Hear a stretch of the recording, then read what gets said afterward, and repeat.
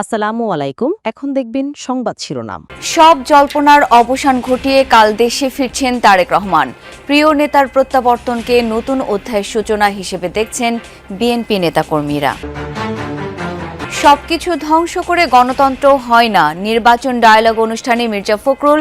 জুলাই সনদ বাস্তবায়নের অঙ্গীকার নেতাদের, আইন সমভাবে প্রয়োগের নির্দেশ সিইসির। দিল্লি কলকাতা বাংলাদেশ মিশনের সামনে কট্টর হিন্দুত্ববাদীদের বিক্ষোভ। ভারতীয় হাই কমিশনারকে ডেকে গভীর উদ্বেগ ঢাকার, ঘটনা তদন্তের আহ্বান। ভারত থেকে পেঁয়াজ এলেও কমছে না দাম, সিন্ডিকেটকে দুষছেন আমদানিকারকরা। বিনামূল্যের আইপি কয়েক হাত ঘুরে মিলছে ৩ থেকে ৪ লাখ। তুরস্কে বিমান দুর্ঘটনায় লিবিয়ার সেনাপ্রধান সহ ৫ জন নিহত। বৈদ্যুতিক ত্রুটির কারণে বিধ্বস্ত আকাশযানটি, দাবি কর্তৃপক্ষের। উড়িয়ে দেয়া হলো নাশকতার শঙ্কা। এতক্ষণ শুনছিলেন সংবাদ শিরোনাম, এখন দেখবেন বিস্তারিত। শেষ হচ্ছে অপেক্ষা। দেশে ফিরছেন বিএনপির ভারপ্রাপ্ত চেয়ারম্যান তারেক রহমান। নিজ জন্মভূমি মাটির কাছে, মায়ের কাছে এই ফেরা। ব্যক্তিগত পারিবারিক নিপীড়ন আর শোক পাশ কাটিয়ে তার এই দেশে ফেরাকে ঐতিহাসিক প্রত্যাবর্তনই বলছেন বিএনপি নেতাকর্মীরা। বলছেন দূর প্রবাসে থেকেও তরুণ মন আর উদ্যমকে সঙ্গী করে সংগঠিত করেছেন দলকে। এবার সামনে থেকে সামলাবেন সব। তারেক রহমান 2008 সালে যখন লন্ডনে উন্নত চিকিৎসার জন্য যান, তখন তিনি বিপর্যস্ত। রিমান্ডে, অকথ্য নির্যাতনে, শারীরিকভাবে ভীষণ অসুস্থ। দেশের মাটিতে মায়ের সঙ্গে শেষ দেখা সেই 2008-এর 11 সেপ্টেম্বর। বিশেষ কারাগার থেকে মুক্তি পেয়েই খালেদা জিয়া ছুটে যান বাংলাদেশ মেডিকেল বিশ্ববিদ্যালয়ে চিকিৎসাধীন ছেলে তারেককে দেখতে। তারেক রহমানের রাজনৈতিক জীবন অনেকটা নিজের বয়সের সমান। মাত্র 6 বছর বয়সে 1971-এর মুক্তিযুদ্ধ পরিবারের অন্যতম ঘটনা। জিয়াউর রহমান যখন রণাঙ্গনে ছোট ভাইকে নিয়ে মা খালেদা জিয়ার সঙ্গে কারাবন্দী হতে হয় তাকেও। পিতা জিয়াউর রহমান যখন রাষ্ট্রপতি, তখনও ঘরের কিশোর ছেলে তারেক। অনেক কাপড় চোপড় ছোট করে তোমাদের জন্য বানাতো দর্জি, এরকম কিছু মনে আছে তোমাদের? আমার এই শার্টটাই আব্বুর ছিল। ভারতের রাজধানী দিল্লি ও কলকাতায় বাংলাদেশ মিশনের সামনে দফায় দফায় বিক্ষোভ করেছে দেশটির বেশ কয়েকটি কট্টর হিন্দুত্ববাদী সংগঠন। মঙ্গলবার সকাল থেকে এসব সংগঠনের কর্মসূচি ঘিরে চাপা উত্তেজনা দেখা দেয় রাজধানী দিল্লিতে। এই পরিস্থিতিতে শহর জুড়ে নিরাপত্তা জোরদারের পাশাপাশি বাংলাদেশ হাই কমিশনের সামনে পুলিশ ব্যারিকেড বসানো হয়। এক পর্যায়ে সেই ব্যারিকেড ভেঙে হাই কমিশনের দিকে এগোনোর চেষ্টা করে বিক্ষোভকারীরা। এ সময় তাদের ছত্রভঙ্গ করতে লাঠিচার্জ করে দিল্লি পুলিশ।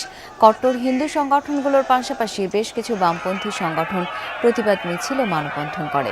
সম্প্রতি ময়মনসিংহে দীপু দাসকে পিটিয়ে হত্যার ঘটনা প্রকাশ্যে আসার পর দুদেশের মধ্যে উত্তেজনা চরমে পৌঁছায়। নিরাপত্তা শঙ্কায় সোমবার থেকে অনির্দিষ্টকালের জন্য আগরতলা, শিলিগুড়ি ও দিল্লির মিশন থেকে ভিসা প্রদান পরিষেবা বন্ধ করেছে বাংলাদেশ সরকার। ভারতে বাংলাদেশি মিশন ও কূটনীতিকদের নিরাপত্তা নিয়ে গভীরভাবে উদ্বিগ্ন সরকার।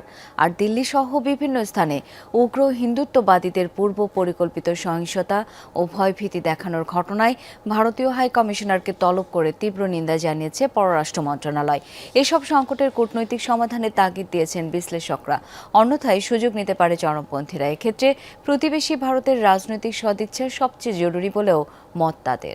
দুদিন আগে দিল্লিতে বাংলাদেশ হাউজে রাতের বেলা হামলার চেষ্টা করে দুর্বৃত্তরা। কূটনৈতিক এলাকার মধ্যে ঢুকে বাংলাদেশের হাই কমিশনারের নাম উল্লেখ করে নানা হুমকি দেয় তারা। পাশাপাশি কলকাতার উপ হাই কমিশন ও শিলিগুড়ির ভিসা সেন্টারেও হামলার চেষ্টা করে উগ্রপন্থীরা। সেই জেরে ভিসা কার্যক্রম সাময়িক বন্ধ করেছে বাংলাদেশ। কথা ছিল আমদানি শুরু হলে পেঁয়াজের দাম হাতের নাগালে চলে আসবে, কিন্তু তা হয়নি। রাজধানীতে মান ভেদে প্রতি কেজি বিক্রি হচ্ছে 90 থেকে 125 টাকা দরে। অভিযোগ উঠেছে অসাধু কর্মকর্তা আর ব্যবসায়ী সিন্ডিকেটের কাছে জিম্মি প্রকৃত আমদানিকারকরা। বিনামূল্যের আমদানি অনুমতিপত্র আইপি কিনতে হচ্ছে 3 থেকে 4 লাখ টাকায়। ফলে আমদানি বাড়লেও কমছে না দাম। বাজারের অন্যতম টেনশন এখন পেঁয়াজের দাম কিছুতেই না কমা। মুড়ি কাটা কিংবা হালি পেঁয়াজের দর শুনলেই যেন পিলে চমকে যায়। ঝাঁজ কমাতে গত 7 ডিসেম্বর থেকে আমদানির অনুমতি দেয় সরকার।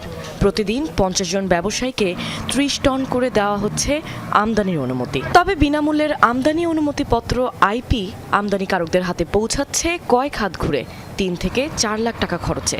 অভিযোগ উঠেছে কিছু অসাধু কর্মকর্তা লাখ টাকা উৎকোচ নিয়ে এই আইপি দিচ্ছেন এমন ব্যবসায়ীদের যারা পেঁয়াজ আমদানি করেননি। তারা আবার কয়েক লাখ টাকা নিয়ে সেই আইপি বিক্রি করছেন প্রকৃত আমদানিকারকদের কাছে।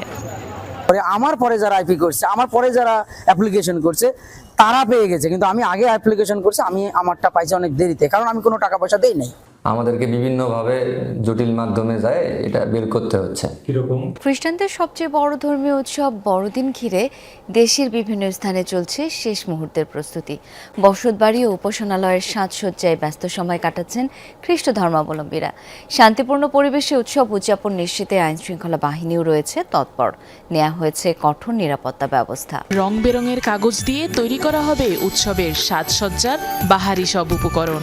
শৈল্পিক সৃজনশীলতায় যিশুর জন্মদিনের প্রস্তুতিতে মেতেছে খুদে কারিগররা। সারা বছর ধরে এক্সাইটেড থাকি, সারা বছর ধরে একটা প্ল্যান করে রাখি যে বড়দিনে এই কাজগুলো করব, চার্চ সাজাবো। কাগজ দিয়ে বিভিন্ন জিনিস বানাচ্ছি, সেই বিভিন্ন জিনিস এক একজন এক এক রকম বানাচ্ছি, এরকম আমি তারা বানাচ্ছি, তারপরে আরও আছে যে ফুল বানাচ্ছে, তারপরে সেন্টা ক্লজ বানাচ্ছে। দরজায় করা নাড়ছে খ্রিস্টানদের ধর্মীয় উৎসব বড়দিন। সেই উপলক্ষে গোপালগঞ্জের খ্রিস্টান পল্লীতে উৎসবের আমেজ। জুলাই আগস্টের গণ অভ্যুত্থানের পর গত 1 বছরে মালয়েশিয়া থেকে রেমিটেন্স প্রবাহ দ্বিগুণ বেড়েছে। বাংলাদেশের সবচেয়ে বেশি রেমিটেন্স প্রেরণকারী দেশের তালিকায় 7 থেকে 4 নম্বরে উঠেছে মালয়েশিয়া। রেমিটেন্সের এই ঊর্ধ্বমুখী প্রবণতা ধরে রাখতে সরকারকে নানা উদ্যোগ নেওয়ার আহ্বান প্রবাসীদের। দাবি প্রণোদনা বৃদ্ধি সহ নিশ্চিত করতে হবে অন্যান্য সুযোগ সুবিধাও। 2024 সালের জুলাই গণ অভ্যুত্থানে দেশের মানুষের পাশাপাশি বিশেষ ভূমিকা রাখে প্রবাসীরাও। রেমিটেন্স শাটডাউনের মতো গুরুত্বপূর্ণ পদক্ষেপ সরকার পতনে কাজ করে কফিনের পেরেকের মতো। বাংলাদেশের অর্থনৈতিক ক্রাইসিসের সময় প্রবাসীরা যেভাবে দেশাত্মবোধের পরিচয় দিয়ে তারা বৈধ পথে টাকা পাঠিয়ে বাংলাদেশের অর্থনীতিকে সচল রাখার জন্য যে গুরুত্বপূর্ণ ভূমিকাটা পালন করলো, তাদের যে সমস্যাগুলো এগুলো ধীরে ধীরে সমাধান করাটা আসলে রাষ্ট্রের একটা গুরুত্বপূর্ণ দায়িত্ব। তুরস্কে বিমান দুর্ঘটনায় প্রাণ হারিয়েছেন লিবিয়ার সেনাপ্রধান মোহাম্মদ আলী আহমেদ আল হাদ্দাদ। একই দুর্ঘটনায় দেশটির আরও 4 কর্মকর্তা নিহত হয়েছেন। মঙ্গলবার তুরস্ক থেকে ত্রিপোলি ফেরার পথে আঙ্কারার কাছে বিধ্বস্ত হয় তাদের বহনকারী ফ্যালকন 50 মডেলের প্রাইভেট জেটটি। বৈদ্যুতিক ত্রুটির কারণে দুর্ঘটনার আগ মুহূর্তে জরুরি অবতরণের অনুমতি চেয়েছিল আকাশযানটি। এর কিছুক্ষণ পরেই বিস্ফোরণে নিয়ন্ত্রণ হারিয়ে মাটিতে আছড়ে পড়ে বিমানটি। আঙ্কারায় হাইমানা নামক অঞ্চলে পাওয়া যায় ধ্বংসাবশেষ। তবে ঘটনাটির পেছনে নাশকতার সংখ্যা উড়িয়ে দিয়েছে কর্তৃপক্ষ। লিবিয়ার সরকারের ভাড়া করা বিমানে করে তুরস্কের রাষ্ট্রীয় সফরে গিয়েছিলেন সেনাপ্রধান আল হাদ্দাদ ও তার সফর সঙ্গীরা।